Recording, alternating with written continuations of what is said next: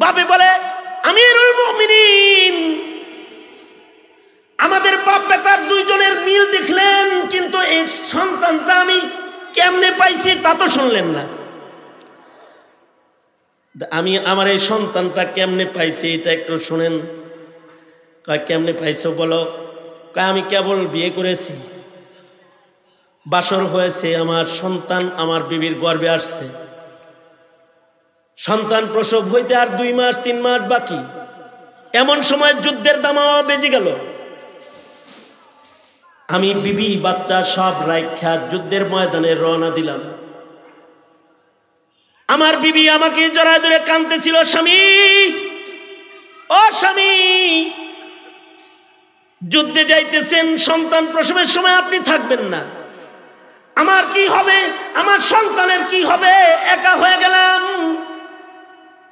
আমিরুল মুমিনিন,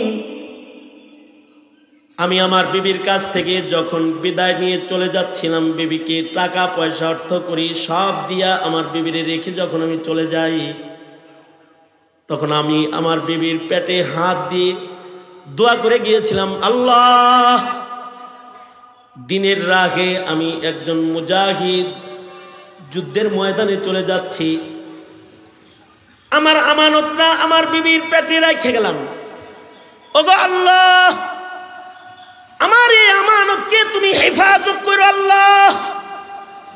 এই দোয়া কইরা আমি যুদ্ধের ময়দানে চলে গেলাম। যুদ্ধ এত লম্বা হইল যে মাসের পর মাস কেটে যাইতেছে। হঠাৎ করে যুদ্ধের মাঠে আমি খবর পাইলাম যে আমার বিবির ইন্তেকাল হয়েছে। আমার বিবির এমন অবস্থায় ইন্তেকাল হয়েছে যে পেটের সন্তান পেটেই রয়েছে। আমার সন্তান বিবি উভয়কে জান্নাতুল বাকিতে কবরস্থ করা হয়েছে। আমি যখন ফেরত আসলাম, আমি যখন ফেরত আসছি, ফেরত আসার পরে শুনলাম এলাকায় গুঞ্জন, অমুকের কবরের কাছে যাইও না, রাতের গভীরে অমুকের কবরের ভিতরে আওয়াজ পাওয়া যায়, কেমন যেন আগুন আগুন আলো দেখা যায়। সবাই ভয়ে কবরস্থানের ওই কিনারায় যায় না।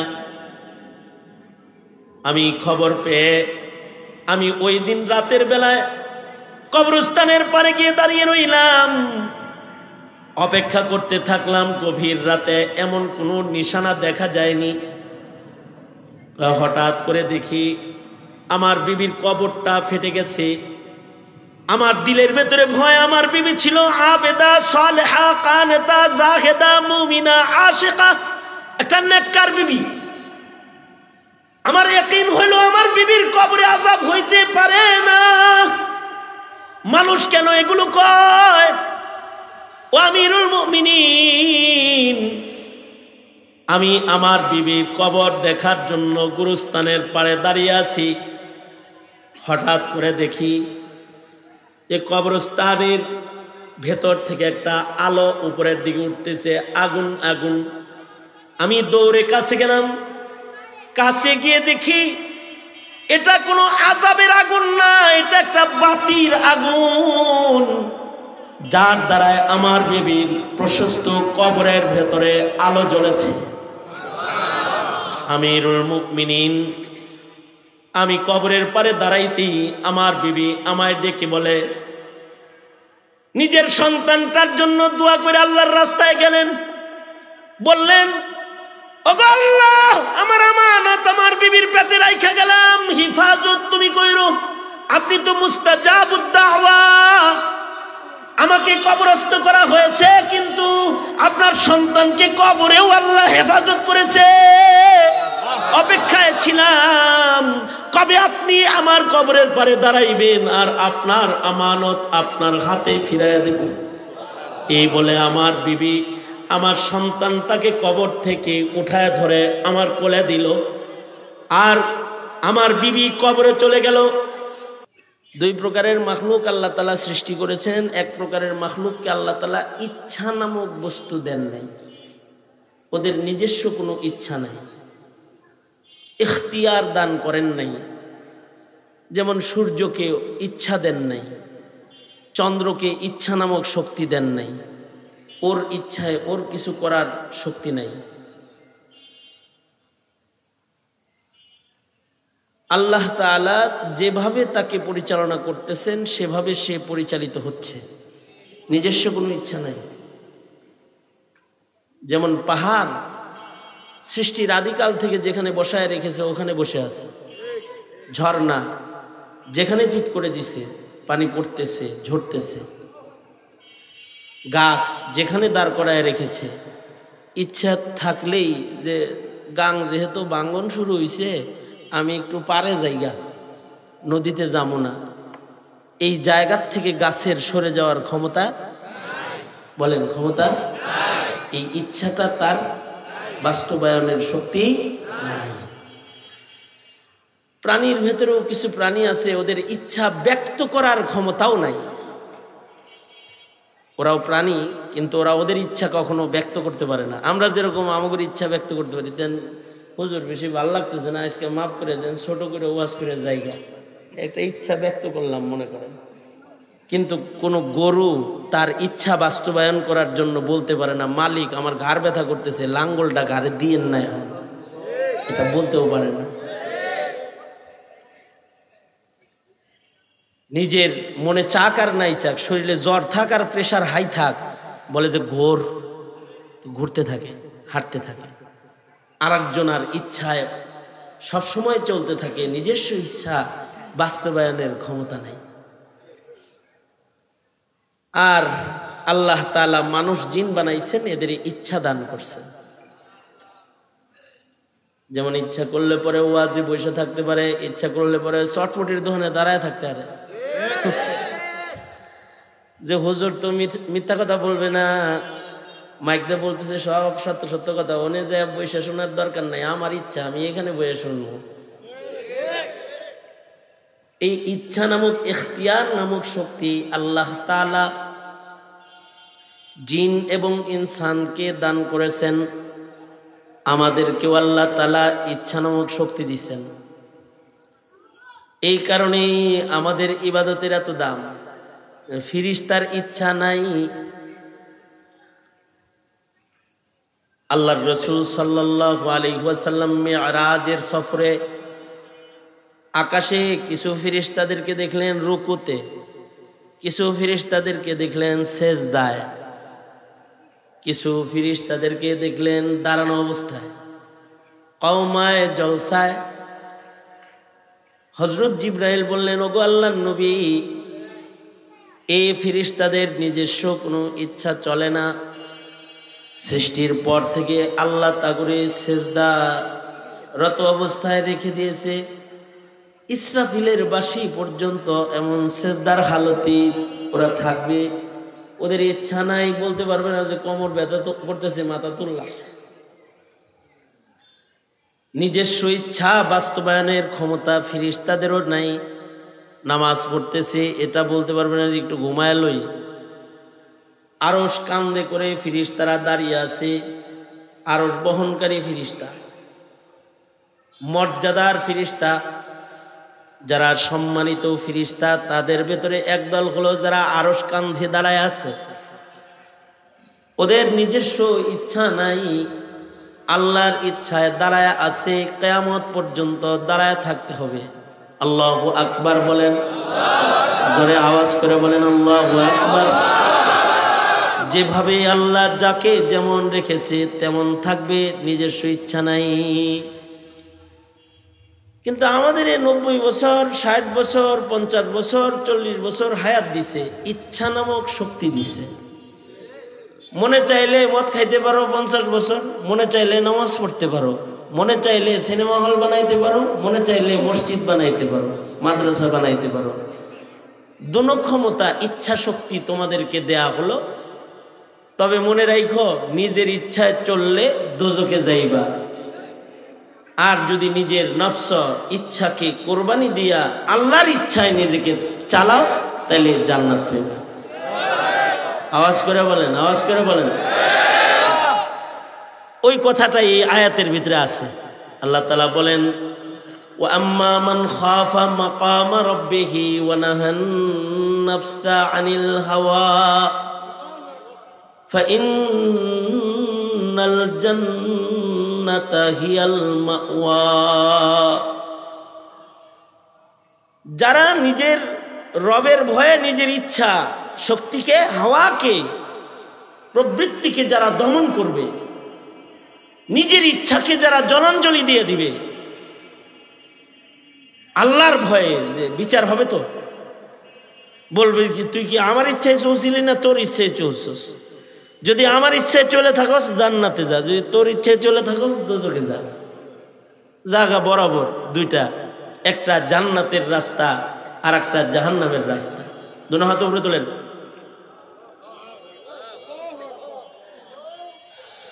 নামান। এখন আপনারা আমরা কি নিজের ইচ্ছায় চলবো না? যদি জান্নাত পেতে চাই কার ইচ্ছা লাগবে? যা আল্লাহর ইচ্ছায় চললে লাভ না নিজের ইচ্ছায় চললে লাভ? যাদের রবের উপরে ঈমান নাই তারা মনে করে নিজের ইচ্ছায় সাথ, আর যারা এই জিনিসটা বুঝে ফেলাইছে তারা নিজের ইচ্ছায় চলে না, তারা রবের ইচ্ছাকে নিজের ইচ্ছা বানায়, তাহলে লাভ। এক বুজুর্গ করে যায়, একজন জিগাইতেছে আল্লাহওয়ালা আপনি কেমন আছেন? কেমন আছি এটা কি জিগান লাগে নাকি? খুব ভালো আছি আলহামদুলিল্লাহ। কারণ যার কথায় সূর্য উঠে, যার কথায় সূর্য ডুবে, যার কথায় রোদ উঠে, যার কথায় বৃষ্টি হয়, সে আর কিরকম থাকবো? যার কথায় চাঁদ হাসে, যার কথায় রোদ আসে, যার কথায় বৃষ্টি ঝরে, যার কথায় বাতাস প্রবাহিত হয়, সে কিরকম থাকতে পারে চিন্তা করে দেখো। মানে যারে বলতেছে সে তো অত দূর বুঝা সারে নাই, সে কয় কি মাথার তার তুর্কি ছিঁড়ছে টিরছে নাকি আমনে? তার মানে কি আপনার কথায় সূর্য উঠে, আপনার কথায় সূর্য ডুবে নাকি? কয় না, আমার কথায় ডুবে না, কিন্তু যার ইচ্ছায় সূর্য উঠে, যার ইচ্ছায় সূর্য ডুবে, যার ইচ্ছায় চাঁদ উঠে, যার ইচ্ছায় বৃষ্টি ঝরে, আমি আমার ইচ্ছাটা তার ইচ্ছার কাছে বিক্রি করে ফেলেছি। মৃত্যু পর্যন্ত আমার নিজস্ব কোনো ইচ্ছা নাই, তাই আমার রাজত্ব অনেক পাওয়ারফুল। আল্লাহু আকবার। নিজস্ব কোনো ইচ্ছা নাই, সব ইচ্ছা আল্লাহ। আমাদের দোয়া কবুল না হওয়ার একটা বড় কারণ হলো যার কাছে দোয়া করবো তার কথা তো শুনি না। নেতার কথা না শুনলে পরে কিছু দেয় না, আর আল্লাহর কথা না শুনলে দিবে। কয়দিন আগে এক এলাকায় মাহফিলে গেছি, ওই এলাকার মানুষ আবার এখানে আছে। আমি আজকে 5 বছর 7 বছর ধরে যাইতেছি, রাস্তা যে খালবিল ওই রকমই আছে। তা আমি ওনাদেরকে বললাম কি আপনাদের এমপি সাহেব এই রাস্তাটা চোখে দেখে না? সব রাস্তা ভালো, আপনি করে এটা খারাপ খায়। হুজুর এই রোডে কেউ এমপির কথা শোনে না, মানে এই রাস্তায় একটা ভোটও তার নাই, সব ভোট অন্যজনের। এমপির জেদ হইল যার কথা শোনো তার কাছ থেকে রাস্তা আনো। বুঝলেন না এই কথাটা? আগের জমানার মানুষ যা দোয়া করতো তাই কবুল হইত। আল্লাহর কাছে কিছু চাইলে আল্লাহ দিত, কারণ আল্লাহর কথা তারা শোনে। আর আমরা এখন দোয়া করলে দোয়া কবুল হয় না। 150 কোটি মিলা দোয়া করতেছি, আল্লাহ ফিলিস্তিনকে মুক্তি দাও, আল্লাহ ইসরায়েলের উপরে গজব দাও, কিন্তু কাম হইতেছে না। কারণ হলো আমরা নিজেরাই আল্লাহর কথা শুনি না। আমরা আমাদেরকে আল্লাহ পাকের গোলাম বানাইতে পারি নাই। আল্লাহ যা খাইতে কয় আমরা তা খাই না, আল্লাহ যা ছাড়তে কয় আমরা তা ছাড়ি না। আল্লাহ নামাজ পড়তে কয় আমরা নামাজ পড়ি না। আল্লাহ রোজা রাখতে কয় আমাদের মুসলমানরা রোজা রাখে না। আল্লাহ পর্দা করতে কয়, আমাদের মুসলমানরা পশ্চিমাদের রং ধরে। আল্লাহ তাআলা নবীর ইত্তেবা করতে কয়, আর আমরা দাদাদের ইত্তেবা করি। আল্লাহ তাআলা মুসলমানের ভ্রাতৃত্ব ঠিক রাখতে কয়, আর আমরা হলো লাল চামড়া আর মুশরিকদের সাথে দোস্তি পাতি, হিট দোস্তি, নিজেরা মারামারি আর দুশ্মনের লাগে দোস্তি।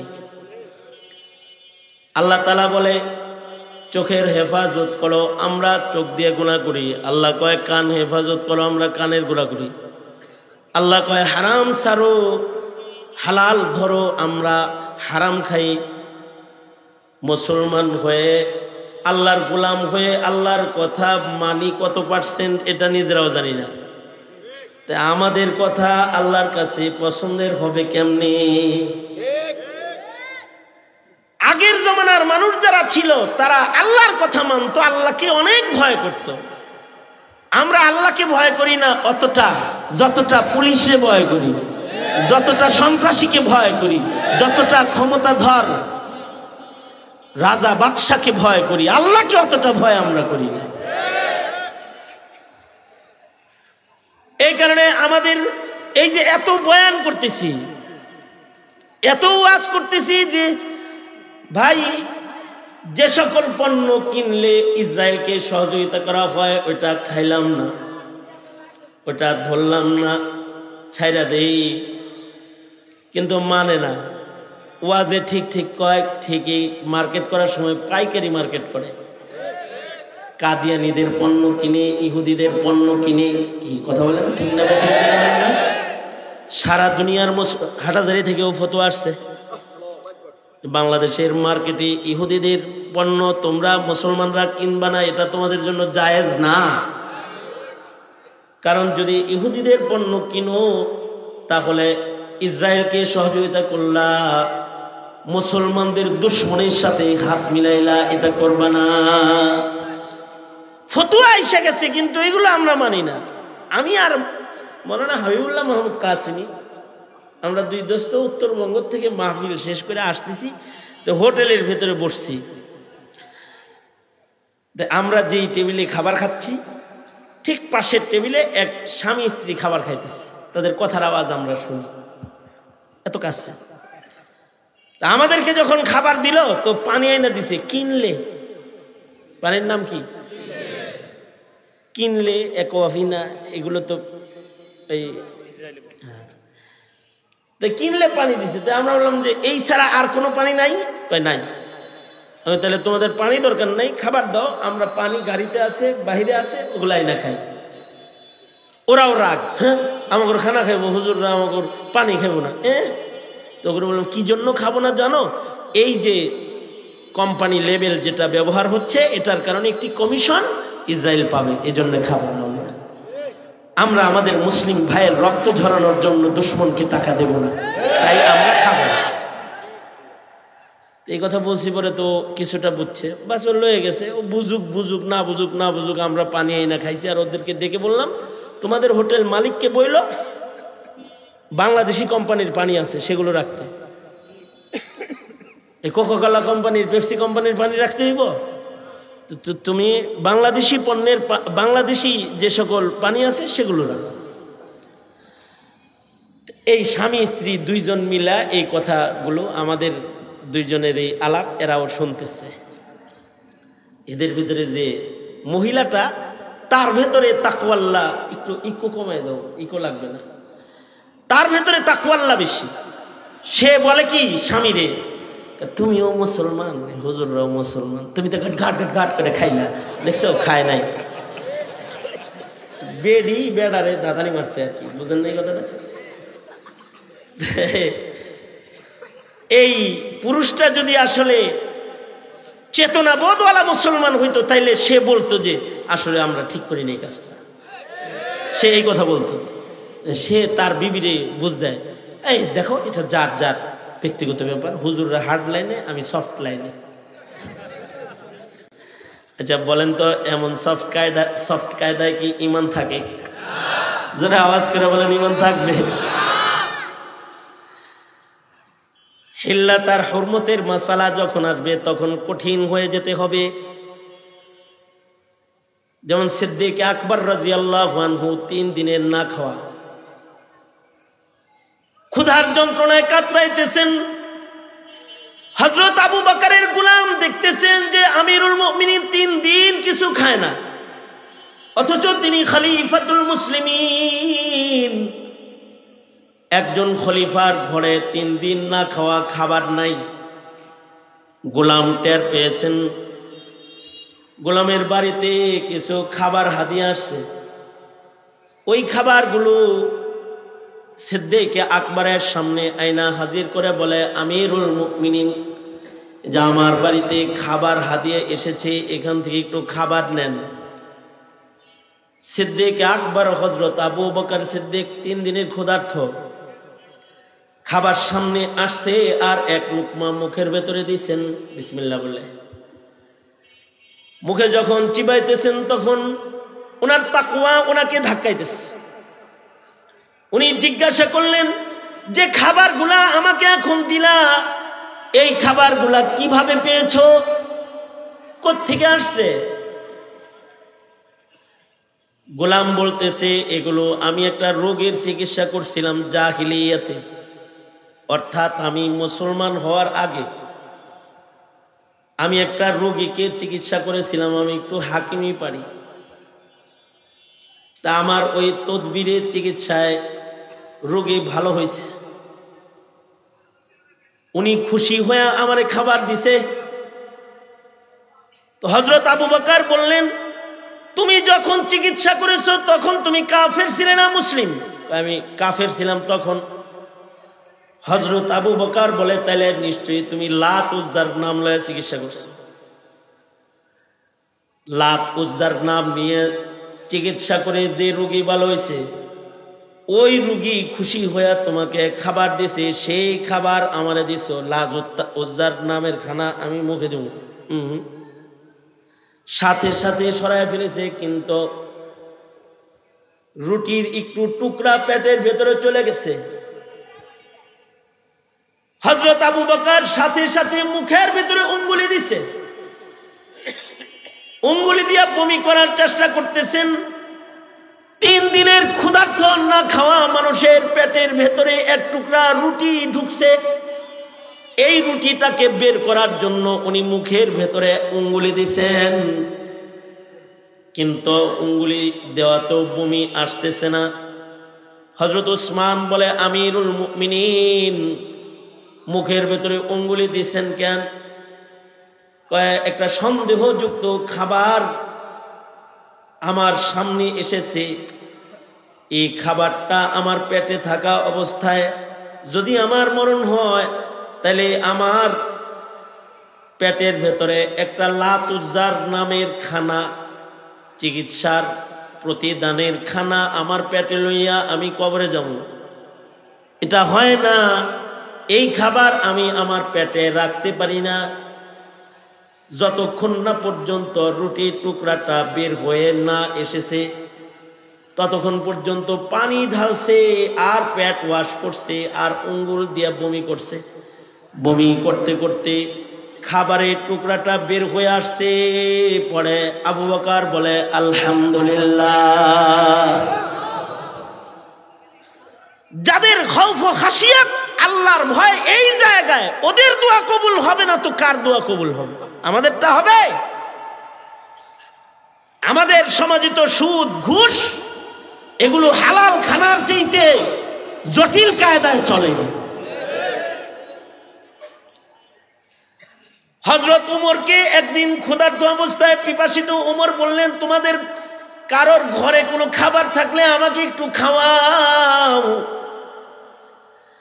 আশ্চর্য বিষয় হলো, হযরত উমর তখন খলিফাতুল মুসলিমিন, অর্থাৎ আধা জাহানের খলিফা, কিন্তু ক্ষুধার জ্বালায় বলতেছে, কারোর কাছে কোনো খাবার থাকলে আমাকে কিছু খাবার খাওয়াতে পারো, আমি ভীষণ ক্ষুধার্ত।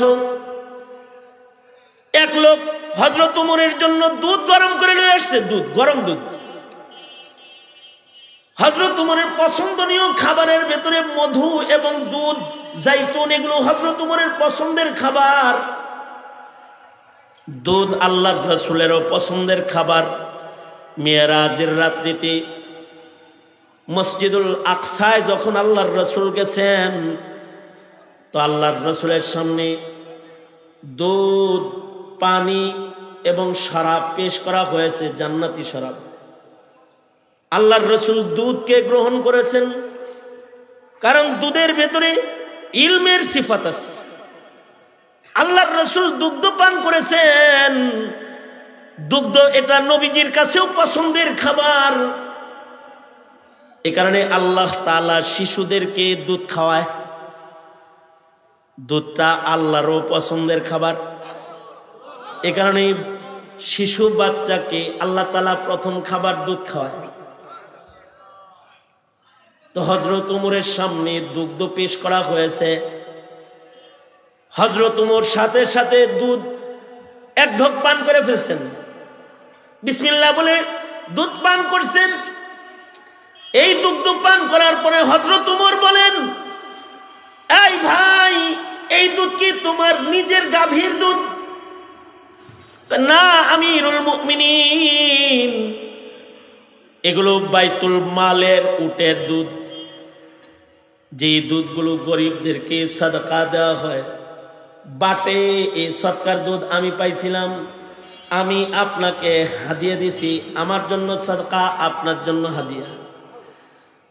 ঠিক আছে, তোমার জন্য সাদকা, আমার জন্য হাদিয়া, কিন্তু বাইতুল মাল তো এখন আমার আন্ডারে।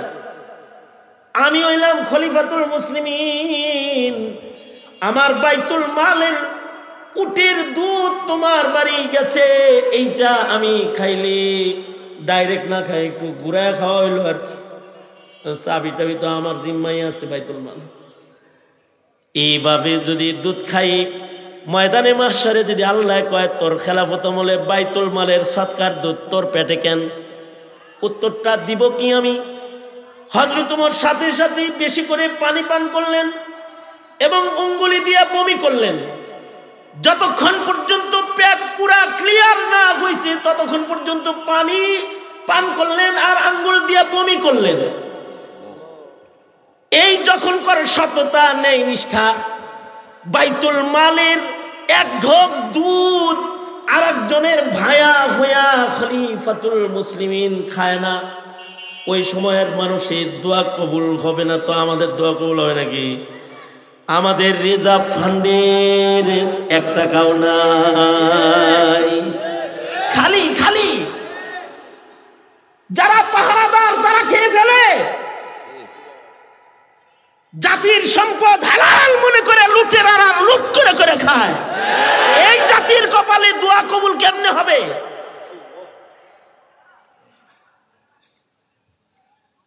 হযরত উমর ইবনে আব্দুল আজিজ রাহমাতুল্লাহ আলাইহি তিনি যখন খলিফাতুল মুসলিমিন,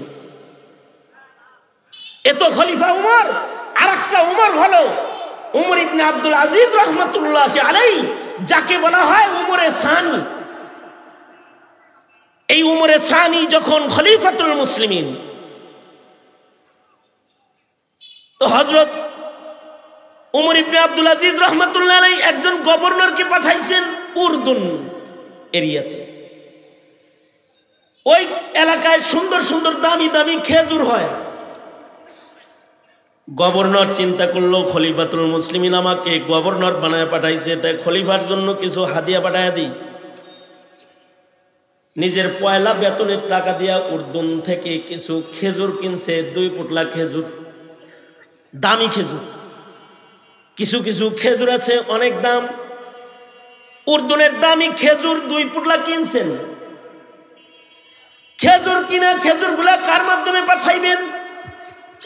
সরকারি ডাক গাড়ি, ডাক অফিসারের গাড়ি, সরকারি ডাক যোগাযোগের একটা গাড়ি রাজধানীর থেকে, খলিফার এলাকার থেকে উর্দুনে গেছে।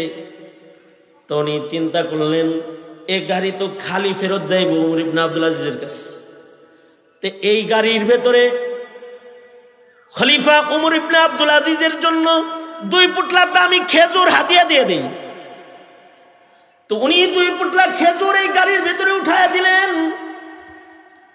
এই গাড়িটা যখন ওমর ইবনে আব্দুল আজিজের প্রধান কার্যালয়ে চলে গেল, খলিফার কার্যালয়ে গাড়িটা যাওয়ার পরে এই ঘোড়ার গাড়ির যিনি ড্রাইভার তিনি 2 পোটলা খেজুর বার করে আমিরুল মুমিনিন ওমর ইবনে আব্দুল আজিজের কাছে গেছে, যা বলে, আমিরুল মুমিনিন, আপনার গভর্নর প্রথম বেতনের টাকা থেকে খেজুর কিনা 2 পোটলা খেজুর আপনাকে হাদিয়া দিছে, হাদিয়া গ্রহণ করা সুন্নাত, আপনি মেহেরবানি করে হাদিয়াগুলাকে কবুল করুন। ওমর ইবনে আব্দুল আজিজ রহমাতুল্লাহি আলাইহি বর্তমান যুগের রাজা বাদশার মতো রাজা বাদশা না। ওমর ইবনে আব্দুল আজিজ রহমাতুল্লাহি আলাইহি এমন বাদশা ছিলেন যার বাদশাহী, যার ন্যায় নিষ্ঠা, যার ইনসাফের প্রভাব শুধুই মাত্র জমিনের মানুষের উপরে পড়ছে তা নয়, ওনার ইনসাফ, ওনার আদালতের প্রভাব জঙ্গলের বাঘের ভিতরেও পড়েছে। সুবহানাল্লাহ। আরো আস্তে করে বলেন সুবহানাল্লাহ, আরেকটু আস্তে করে বলেন সুবহানাল্লাহ। তার মানে হলো ওনার আমলে বাঘ আর ছাগল এক ঘাটে পানি পান করত, বাঘ কখনো ছাগলের রক্ত পান করত না, আক্রমণ করত না। শাসকের প্রভাব, শাসক গোষ্ঠীর প্রভাব জমিনের মানুষের উপরে পড়ে। শাসক গোষ্ঠী যদি খুনি হয় জমিনের মানুষ খুন বেশি করে, শাসক গোষ্ঠী যদি চোর হয় জমিনে চোর বেড়ে যায়, শাসক গোষ্ঠী যদি ডাকাত হয় জমিনে ডাকাতি বেড়ে যায়, শাসক গোষ্ঠী যদি আবেদ হয়, ইনসাফ হলো হয়, জমিনের ভিক্ষুকের ভেতরে ইনসাফ পয়দা হয়ে যায়, ভিক্ষুকের ভেতরে ইনসাফ পয়দা হয়ে যায়। ওমর ইবনে আব্দুল আজিজ রহমাতুল্লাহি আলাইহির আমলে বাঘ ছাগলের রক্ত পান করত না, এতটা ইনসাফ। এই ওমর ইবনে আব্দুল আজিজের কাছে খেজুর, দামি খেজুর 2 পোটলা হাদিয়া পাঠাইছেন উর্দুনের গভর্নর। হযরত ওমর ইবনে আব্দুল আজিজ বলে কি, বিষয়টা খেয়াল করেন একটু, হযরত ওমর ইবনে আব্দুল আজিজ বলতেছে, উর্দুনে বসে বসে গভর্নরে হাদিয়া পাঠাইলো কেমনে? কয়, আমি ডাক অফিসার হিসাবে ডাক যোগাযোগের গাড়ি লয়ে গেছিলাম, ওখানে আমার গাড়িতে দিয়ে দিছে। তোমার এই গাড়িটা কার টাকার কিনা? কয়, সরকারি টাকার কিনা। তোমার বেতনটাই যে যাতায়াত করলা টিএ দিয়ে কে দিছে? বেতন কে দেয়? কয়, সরকার দেয়। তুমি সরকারি গাড়ি, সরকারি কর্মচারী, তোমার ঘাড়ে কইরা খেজুর যে উর্দুন থেকে আমার কার্যালয় পর্যন্ত পাঠাইলো, এই খেজুরের পেছনে জনগণের সরকারি টাকা খরচ হইল না? কয়, জি হযরত, জনগণের টাকা তো কিছু খরচ হয়েছে।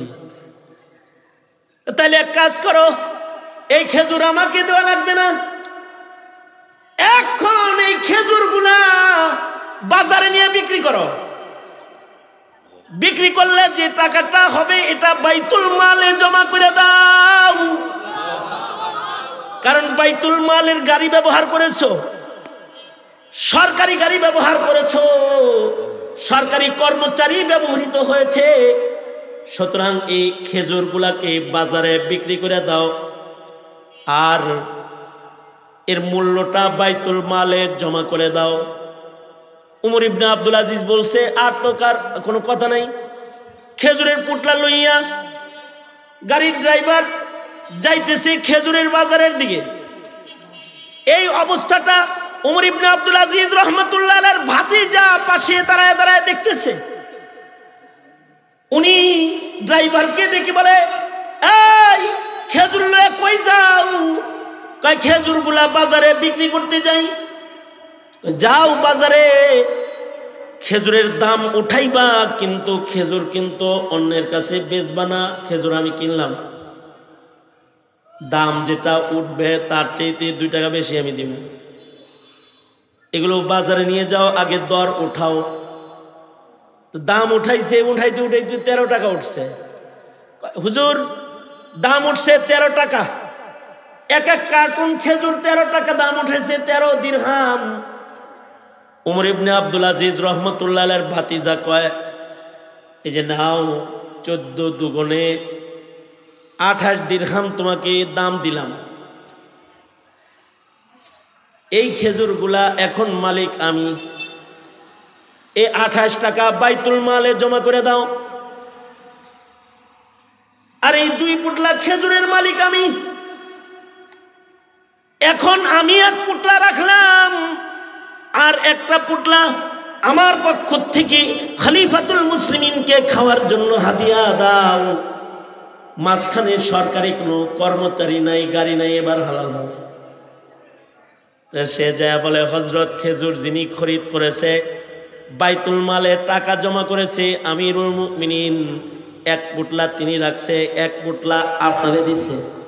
ওমর ইবনে আব্দুল আজিজ বলে, আলহামদুলিল্লাহ, এবার খাবারটা 100% হালাল হয়েছে।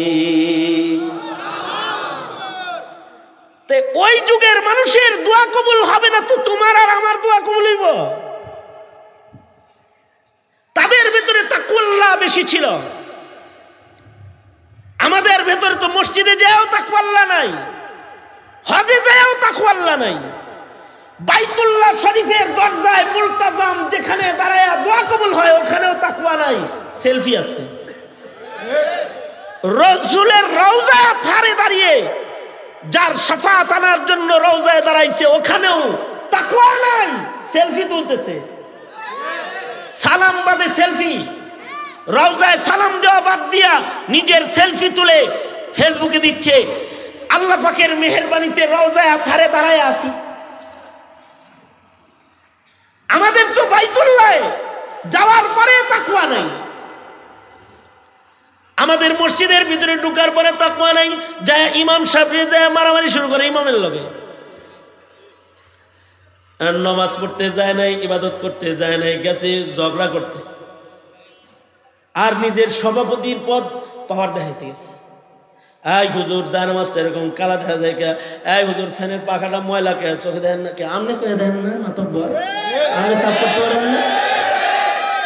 মসজিদে আসছেন, আল্লাহর কাছে আসছেন, ইবাদতের জন্য আসছেন, মাদ্রাসায় আসছেন, নবীরে খুশি করতে আসছেন, আইসা পেঁচ লাগান কে? ইমাম জাইনুল আবেদিন রহমাতুল্লাহি আলাইহি, হযরত হুসাইনের সন্তান যিনি ছিলেন ইমাম জাইনুল আবেদিন রহমাতুল্লাহি আলাইহি, উনি ইহরাম পয়লা হজ্জে বাইতুল্লাহ করার জন্য রওনা করছে। ইহরাম পয়লা যখন হজ্জে বাইতুল্লাহ যায় তখন তালবিয়া পড়ে, তালবিয়া লাব্বাইক আল্লাহুম্মা লাব্বাইক, লাব্বাইক লা শারীকা লাক লাব্বাইক, ইন্নাল হামদা ওয়ান নি'মাতা লাকা ওয়াল মুলক লা শারীকা লাক।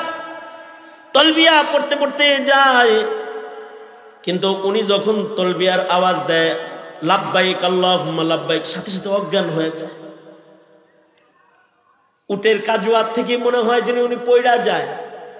কাফেলা বিরতি দেয়া হলো, ইমামকে বলে, ইমাম তলবিয়া পড়তে যায় অজ্ঞান হয়ে যান, একটা মুবারক সফরে যাইতেছেন, খুশি যে কাবার গিলাফ ধরবেন, মুলতাজামে ছুঁইবেন, হজরে আসওয়াদে চুম্বন করবেন, গুনাহ খাতা ঝরাইবেন, খুশির একটা আমল করতে যাইবার লাগছেন।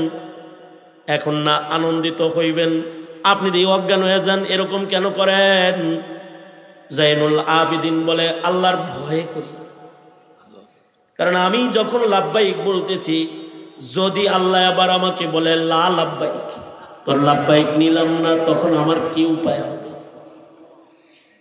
আমি বাইতুল্লাহ যাইতেছি তওয়াফ করতে, যায় যদি বলি লাব্বাইক, আল্লাহ যদি কয় এত গুনাহ লয়ে আইছো কে, তোমার মতো গুনাহগারের লাব্বাইক নিলাম না, তখন কি করব?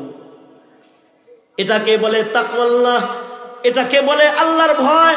ওয়া আম্মা মান খাফা মাকাম রাব্বিহি ওয়া নাহান নাফসা আনিল হাওয়া ফাইন্নাল জান্নাতা হিয়াল মাওয়া। বান্দাদের ভেতরে যারা আল্লাহকে ভয় পাবে, এমন যে আল্লাহর সামনে আমি চেহারা কেমনে দেখাবো, আল্লাহর কাছে কেমনে হিসাব দিব, আমি আমার মালিককে কিভাবে চেহারা দেখাবো, এমন ভয় নিয়ে যদি নিজের নফসকে কাবু করে যদি কেউ আল্লাহর ইচ্ছা মতো নিজেকে চালায়, তাহলে আল্লাহ তাআলা এই নিজের হাওয়া ইচ্ছাকে কুরবানি করনে ওয়ালা বান্দাকে আসমানের মহান মালিক আল্লাহ তাআলা হিসাব ছাড়া জান্নাত দান করবে, হিসাব ছাড়া জান্নাত দিবে। আর আমরা দোয়া করি, আমাদের দোয়া কবুল হয় না। আমরা কুনুতে নাজিলা পড়ি, তাও কবুল হয় না। আমরা যে পরিমাণ দোয়া করি, আমাদের দোয়া যদি কবুল হতো তাহলে জালেমের রাজ খোদার গজব দিয়ে তছনছ হয়ে যেত যদি আমাদের দোয়া কবুল হতো। কিন্তু আমাদের দোয়া এখন কবুল হয় না। আর সাহাবীদের দোয়া কবুল হয়েছে কেমন? দুই সাহাবী যুদ্ধের ময়দানে যাইতেছে উহুদের দিকে।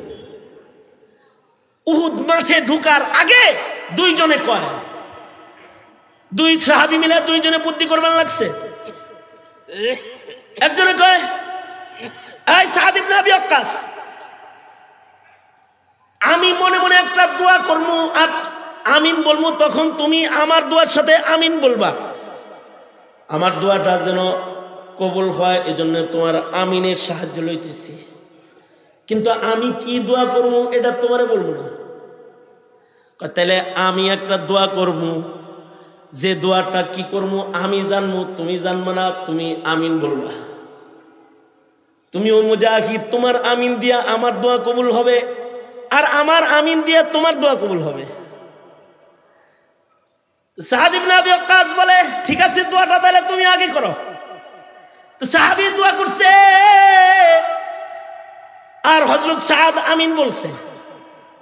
এবার হযরত সাদ দোয়া করলেন, পাশের সাহাবী কয় আমিন।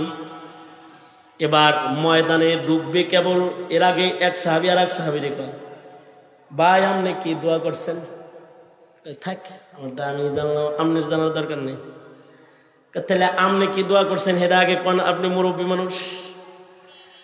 কয় আমি দোয়া করছি যে আমার সামনে যেন নবীর দুশ্মনের ভেতরে সবচেয়ে বড় দুশ্মন যেগুলো আছে তাদের একটা যেন আমি পাই, এবং যেটার সাথে অনেক সম্পদ থাকবে।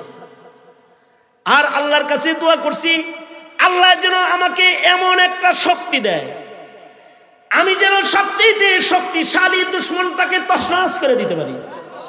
তাহলে ওর সব সম্পদগুলা মালে গনিমত হয়ে যাবে, মুসলমানদের উপকার হবে।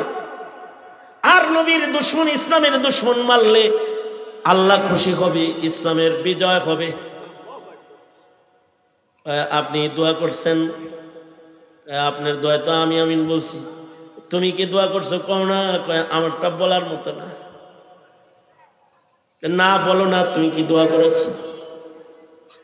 আমি দোয়া করছি আল্লাহ গো, কাফের আর মুসলমান যখন যুদ্ধ হয়, কিছু মানুষের রক্ত তো তোমার কাছে কবুলি হয় যারা শহীদ হয়ে যায়। ওগো আল্লাহ, আমি যুদ্ধের ময়দানে যাইতেছি নবীর লগে, যাদের রক্তের বদলায় ইসলামের পতাকা উড়বে তাদের ভেতরে আমাকে তুমি কবুল করে নিও। আমার যেন শহীদি মরণ হয়। শুধু শহীদি মরণটা না, বিচার যেদিন কায়েম হবে আল্লাহর আদালত, যেদিন আল্লাহর আদালতে আমাদের দাঁড়াইতে হবে, সেদিন আল্লাহ তাআলা মুখের ভিতরে সিল মারবে, তালা মারবে। আল-ইয়াউমা নাখতিমু আলা আফওয়াহিহিম ওয়া তুকাল্লিমুনা আইদিহিম, মুখের ভিতরে তালা লাগানো হবে। হাত কথা বলবে, পা কথা বলবে, কান কথা বলবে, চোখ কথা বলবে, অঙ্গ প্রত্যঙ্গ কথা বলবে। কোন অঙ্গের দ্বারা কি গুনাহ হয়েছে আল্লাহর কাছে এই অঙ্গগুলা সব বলে দিবে। এ কারণে আমি দোয়া করেছি, আল্লাহ উহুদ প্রান্তরে আমাকে এমন একটা মরণ তুমি দিবা, যেই মরণের পরে আমার দেহের সাথে আমার হাত থাকবে না, আমার পা থাকবে না, আমার কান থাকবে না, আমার চোখ থাকবে না, আমার নাক থাকবে না। আমার কোনো অঙ্গ যেন আমার বিরুদ্ধে আল্লাহর দরবারে বলার মতো অঙ্গ লইয়া যেন আমি না দাঁড়াই। হাসরের মাঠে যেন মুসলা একটা দেহ লইয়া আমি আল্লাহর আদালতে দাঁড়াইয়া যাই, যাতে করে আল্লাহর আদালতে হিসাব দেওয়ার সময় আমার হিসাব আসান হয়। ওয়া আম্মা মান খাফা মাকামা রাব্বিহি ওয়া নাহান নাফসা আনিল হাওয়া ফাইন্নাল জান্নাতা হিয়াল মাওয়া। আল্লাহর বিচারকে যারা ভয় করবে, যে আল্লাহর সামনে চেহারা কেমনে দেখাবো, এই ভয় যাদের থাকবে আল্লাহ তাদের জান্নাত দিবে, এটা আল্লাহর ওয়াদা। কয় আমি এই দোয়া করেছি আর আপনি আমিন বলেছেন। সাদ ইবনে আবি ওয়াক্কাস যুদ্ধের ময়দান থেকে গাজীর বেশে মাল লইয়া ফেরত আসছে, গনিমতের মাল সহ। আর নিজের সন্তানকে বলে, কি দোয়া কইরা মুজাহিদরে দিয়া আমিন বলাইলাম, তার দোয়ায় আমি মাল লইয়া আইলাম, আর আমারে দিয়া ও দোয়া করাইলো। ও ঠিকই মুসলা হইয়া শহীদ হইয়া কবরে চলে গেল। তার মানে ওর বিপক্ষে সাক্ষী দেওয়ার মতো একটা হাত পা আল্লাহর কাছে লইয়া যায় নাই, শহীদ হইয়া কবরে চলে গেছে। ওর হাত পা গুলা ওর পক্ষে কথা বলবে, আর আমি তো হাত পা লইয়া আসছি, না জানি আমার হাত পার দ্বারা এমন কোন গুনাহ হয় যা আমার বিপক্ষে সাক্ষী দেওয়ার জন্য হাসরে দাঁড়ায় যাবে। আহারে, ওর মতো দোয়া যদি আমি করতাম তাহলে আমিও শহীদ হইতাম। দেখেন, তারা হলো এমন মুমিন, যেমন দোয়া করছে আল্লাহ তারে তেমন বিজয় দান করেছে। যেমন দোয়া করতো তেমন তাদের দোয়া কবুল হইতো। আর আমাদের দোয়াও এখন কবুল হয় না, কারণ আমাদের গুনাহ, আমাদের পাপ এত বেশি হয়ে গেছে যে আমরা আল্লাহ পাকের কাছে রহমত চাই, আমরা রহমত পাই না। কারণ আমরা নিজের নফসের মন মতো চলি, আল্লাহর ইচ্ছা মতো চলি না। ইমাম তাবরানী রহমতুল্লাহি আলাইহি আদ-দুআ কিতাবের ভেতরে একটি ঘটনা লিখেছেন। একই ঘটনা কারিমুল আখলাক, মাকারিমুল আখলাক কিতাবের ভেতরেও আছে। যেই ঘটনাটা বলে আমি আজকের আলোচনা শেষ করে আপনাদের নিয়ে দোয়ার দিকে যাব।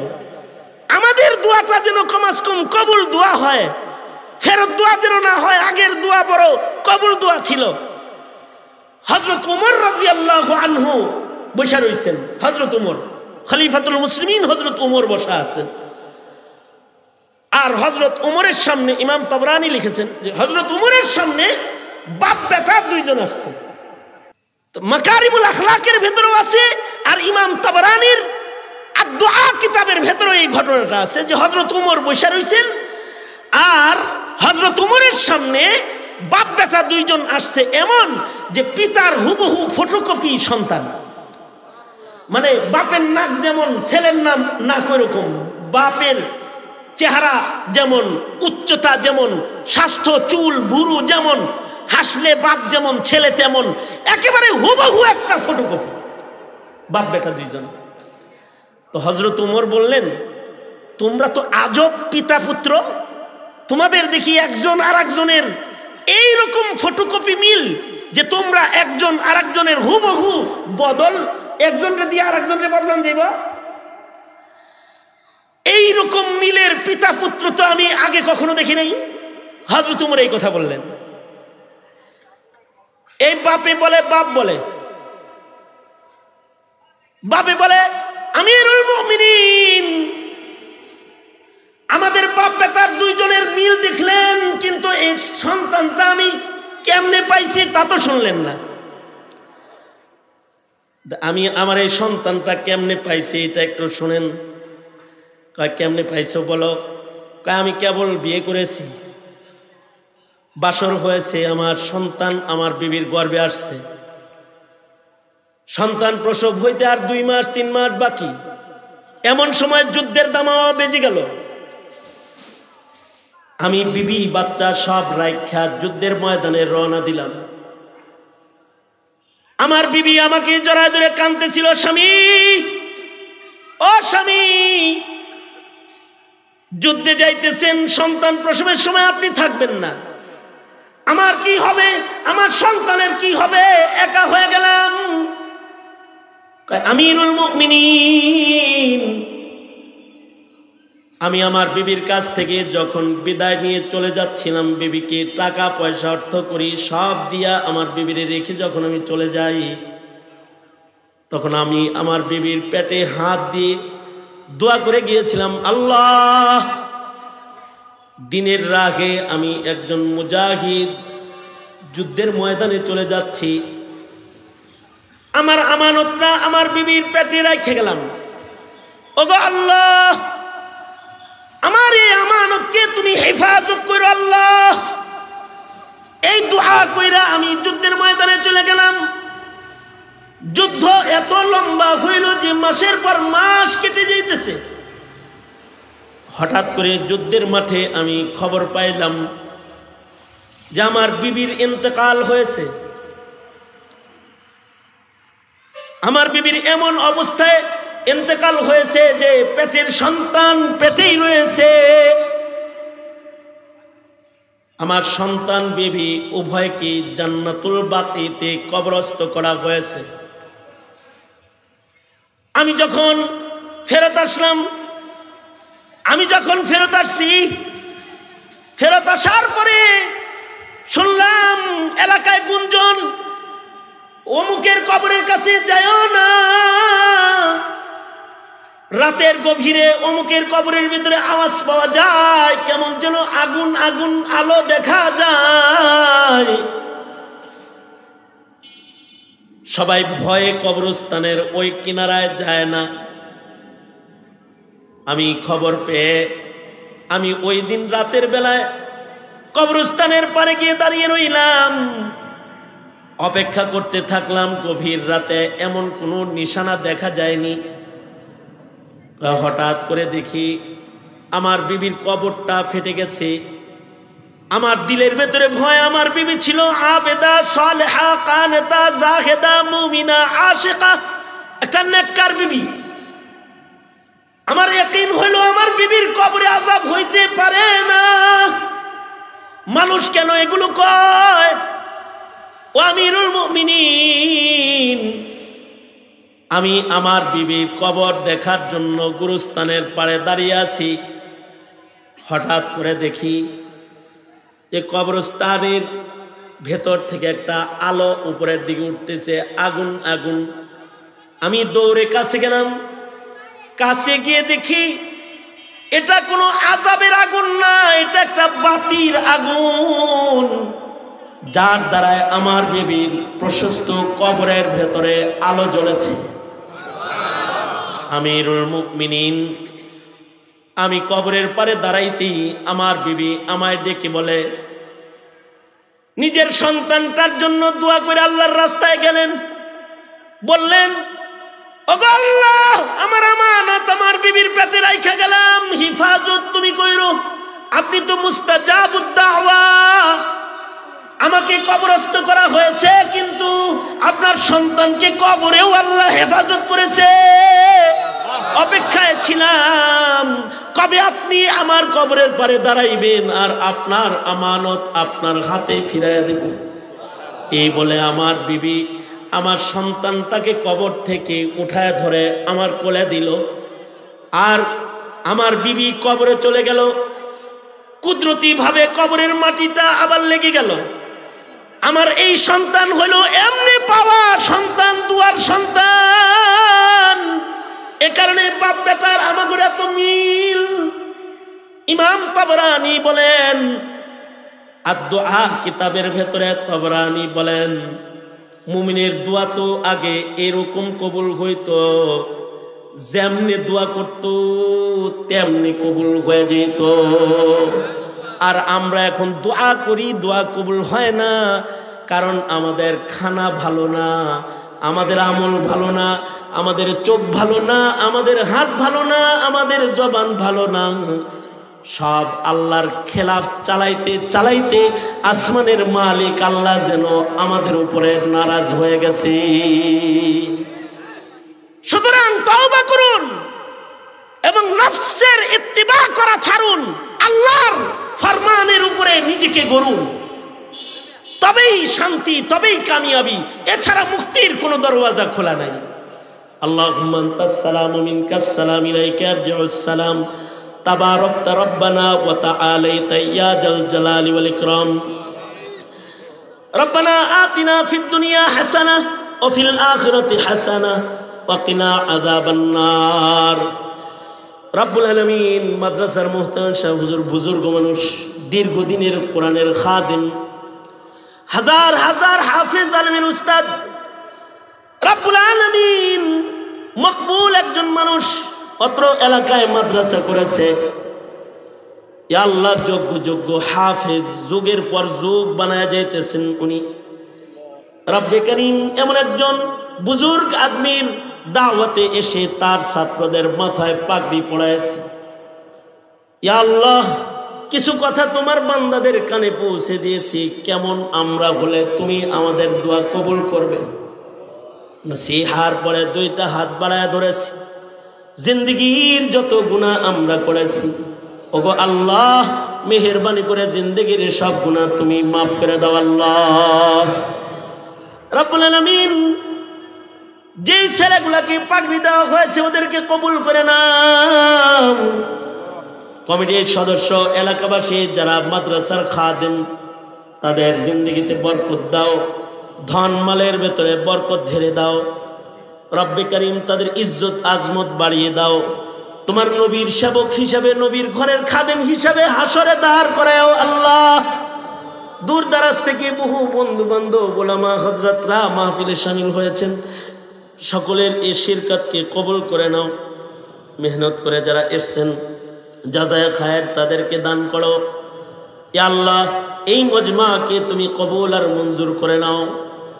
রব্বে করিম দুইটা হাত বাড়ায় ধরেছি, ইয়া আল্লাহ তোমার কাছে ভিক চাই, ইমানি মৃত্যু আমাদের দাও আল্লাহ।